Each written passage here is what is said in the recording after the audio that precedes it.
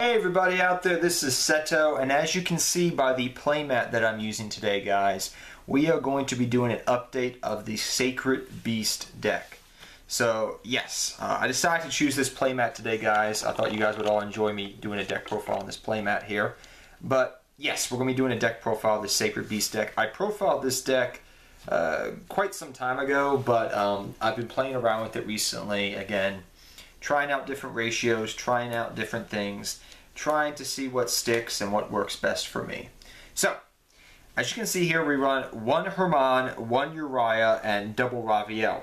Herman is the best one, I guess you can say, and some people run double Herman.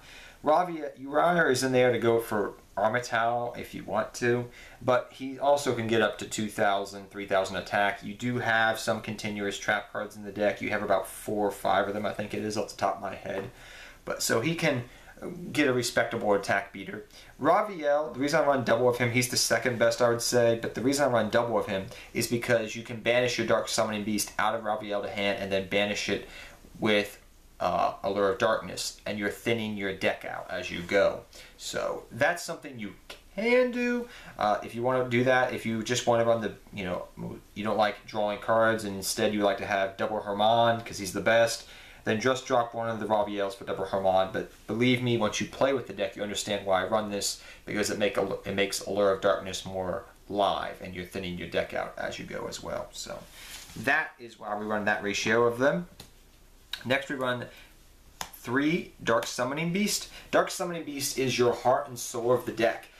You contribute this guy off to bring out any one of your Sacred Beast monsters.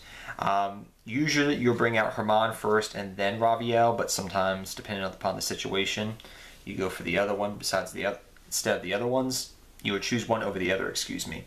But you run 3 of this, you contribute them off, but the problem is you can't conduct your battle phase that turn. Now, what you're going to do is, to get around that effect, is you're going to normal summon your monsters on your first turn, do your regular shenanigans, and then on main phase 2, you're going to bring this out and then tribute to bring out your god. That way you can conduct your battle phase as normal, and then you bring this out by tributing this. You don't need to conduct your battle phase because you've already done it, correct? Then it'll go to your opponent's turn, and when it comes back, then you can use your Sacred Beast monsters to attack with them. So that is how that works out. That's how you can get around that little clause there. If you don't believe me, you can read the ruling online, but that's how I usually get around it. The number 2 thing it can do is it can help thin your deck out. So when he is in the graveyard, you can banish him to add a Sacred Beast monster from the deck to your hand. Usually I add this because then I can banish it with Allure of Darkness for free. So that is how you can do that. And then you can use another card to bring it back on the field, which we'll talk about later on. But he is essential to many of your combo plays, actually. So that's where we run 3 Dark Summoning Beast. I'll talk about more of his combos later on. Next we run 2 Phantom of Chaos. Now Phantom of Chaos is a pretty good card in this deck. If you have a Dark Summoning Beast in grave, what you can do is you can normal summon Phantom of Chaos, banish the Dark Summoning Beast, alright? You banish it. This gains its effect. You can tribute it off to bring out your Sacred Beast monster. Simple as that. So that is how that works. You have this on the field, and also you can transmodify this target to go into your Dark Summoning Beast if you wanted to do that, because maybe you don't have one in grave, you know what I mean? So you could also transmodify the Phantom of Chaos because it's a fiend. This is a level higher. Go into this, tribute it off, bring out. You get where I'm going with this. Plus, Phantom of Chaos works with some of your other monsters you can use too. So overall, he's very useful in the deck as a 2 of. Next, I run a little tech card that I like in the deck, and that's 2 Gado. Now, Gado is something you don't necessarily need to run, but I really like him. Number 1, he's a level 4. You can use him for level 4 playmaking ability. Number 2, alright, number 2 here, he's a dark attribute, so I can banish him with Allure of Darkness. Number 3, he gains life points for me, which is nice to use in a deck that you use Solemn Strikes and other effects. Number 4, he's a fiend monster.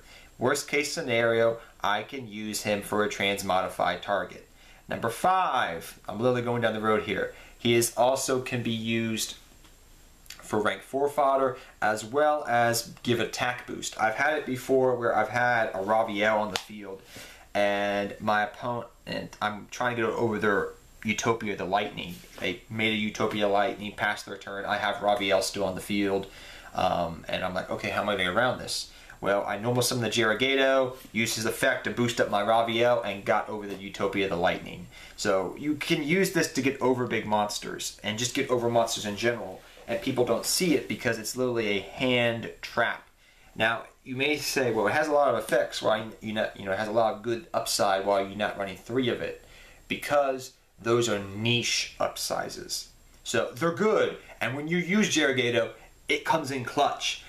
But you don't want to run 3 of it because 3 can get cloggy. But I'm telling you, try it out in the deck. You will see that it actually works out pretty well in the deck. I actually really like Gado in the deck.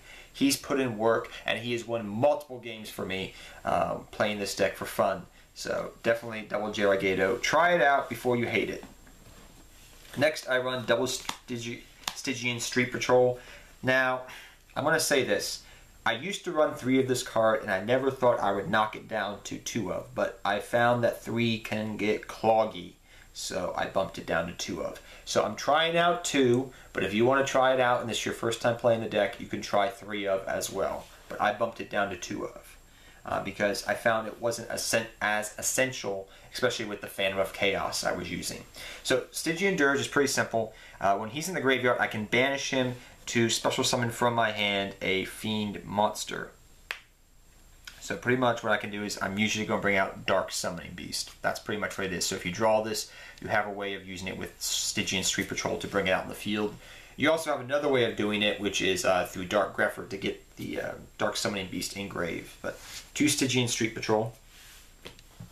Next we run double Dark Grepher. Dark Grepher is amazing in the deck. He helps you set up your graveyard, so you can use this effect to pitch a Dark Summoning Beast, then pitch another Dark Monster to maybe send a Stygian Street Patrol from your deck to grave, or vice versa. It's a lot of upside right here, and it doesn't even cost you a normal summon, so I like that. Plus he can be used for rank 4 fodder, so I can special summon him by pitching a card out of my hand that's dead, normal summon another monster, go for a rank 4, and also set up my graveyard. So 1 of that, and then 1 Armageddonite. 1 Armageddonite is good enough. You can bring him out through Summoner Monk as well, which we'll talk about in a second, but 1 Armageddonite. We also have double Summoner Monk. Now Summoner Monk has multiple targets. You have the 1 Armageddonite that you would use with Summoner Monk, but you also can bring out Stygian Street Patrol as well if you've already had your your Armageddonite in hand. That way you can set up for your Stygian, so you can go into your rank 4 play, detach the Stygian Street Patrol, banish it now after you use the effect, and then bring out your Dark Summoning Beast or whatever you want to. But 2 Summoner Monk, you have a lot of spells in the deck, and they can get kind of clunky, so you might as well banish, send them to grave to get effects to make rank 4 monsters, which is your main way to go into the extra deck. So Dark Summoner Beast, Summoner Monk is your main way to go for rank 4s. If he's dead in hand, you can banish him with Allure of Darkness, but he helps you go into Utopia the Lightning and other rank 4s that are pretty good. Next we have the amazing field spell for the deck, Fallen Paradise. This card, if you look at this field spell card in a vacuum, it is probably one of the best field spell cards I've ever seen. So, I'm going to read you the effect if this is your first time watching this video. Your opponent can't target your Sacred Beast monsters, pretty much. Alright, that's amazing. They can't be destroyed by your opponent's card effects while you control them.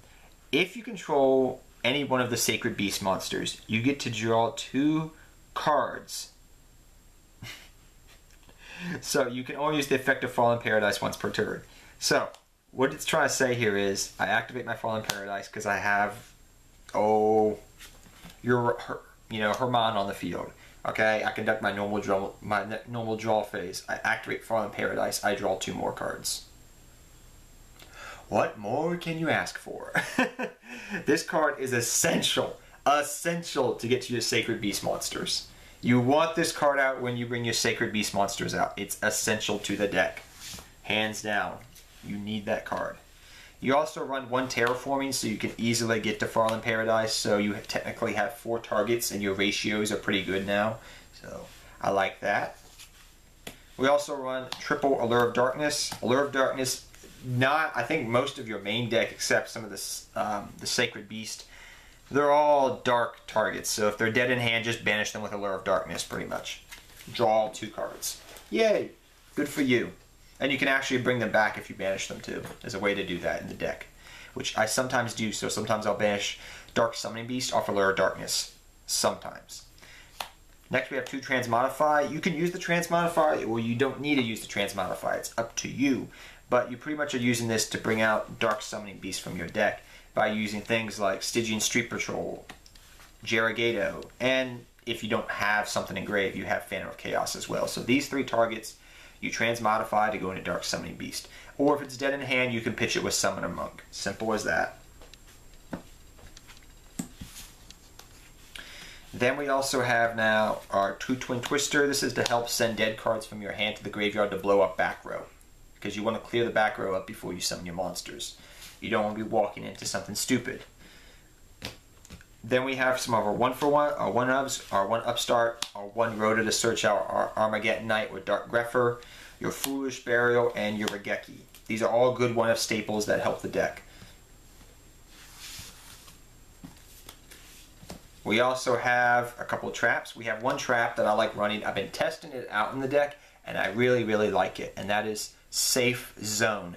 Now, Safe Zone gives you protection if you don't have your Fallen Paradise out. And if they Twin Twister it, what you can do is, if they're going to Twin Twister or destroy it, you can just chain it to one of their monsters and destroy their monster, and your monster will survive. So your monsters will survive, and you got rid of one of their monsters. So it's a nice little card to have. I do definitely like the Safe Zone. It's an extra option in case you don't have your Fallen Paradise, but I like the 1 Safe Zone. Comes in handy. Then we run, this is a triple. I love it, and this is one of your main combo playmakers, even though it's a little bit slow because it's a trap card. And it's Escape from the Dark Dimension. I love the artwork of this card with DD Warrior Lady, and just looks beautiful. With I think it's DD Return too. But yeah, you have this card. So if you have your Dark Summoning Beast banished, all right, it's banished, correct? You flip this up. You bring out your Dark Summoning Beast. Main phase 2, Tribute. Go for Herman, go for Uriah. Whatever you want to. Right? Simple as that. Oh, and it's a continuous trap, same as Safe Zone. So you have 4 targets here for Uriah in case it gets destroyed. So, a little nice to have, but it helps you bring back your banished monsters to use their effects again, and to help bring back your Dark Summoning Beast so you can sometimes go for 2 Sacred Beast in 2 turns. Pretty nice. So, yeah. Lastly, we have our Solemn Brigade, which is double Solemn Strike and Warning.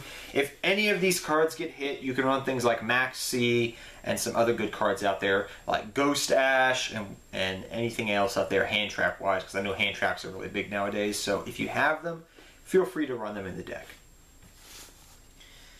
instead of your Solemn cards, because people love running Ghost Ash on me. But now let's go to the extra deck. We got our 1 Armatau, the Chaos Phantom, and I have my 1 Ralviel token. You actually got these back in the day from Toys R Us, and I still have one of the ones I got from way back in the day. So, 1 Ralviel token.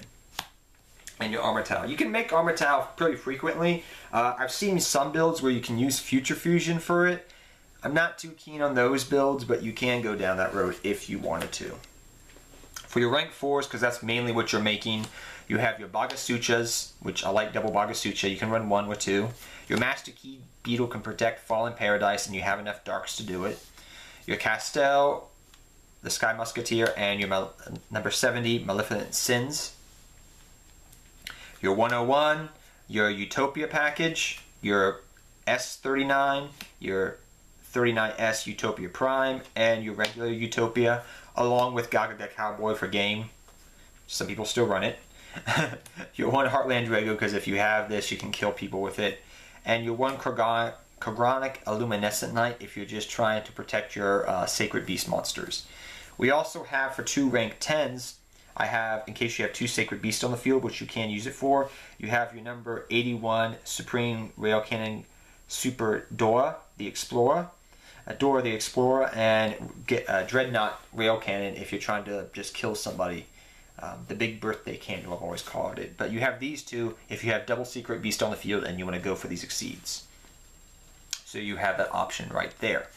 So I hope you guys all enjoyed this deck profile. I love this deck a lot. It's a fun little, deck to play. I love when Konami gives us legacy support for old decks that really never saw any time to shine, and I can just at least go and play it for fun, which is awesome to do with this deck. But I'm hoping we get more support, maybe for some Egyptian God support down the road, maybe some support for some Earthbound Immortals and Nordic Beast and Nordics. That'd be really nice. Konami, if you could get on that. Maybe a good field spell for gods, a little bit better one than Mound of the Bound would be kind of nice. But yeah, hope you guys all enjoyed this deck profile.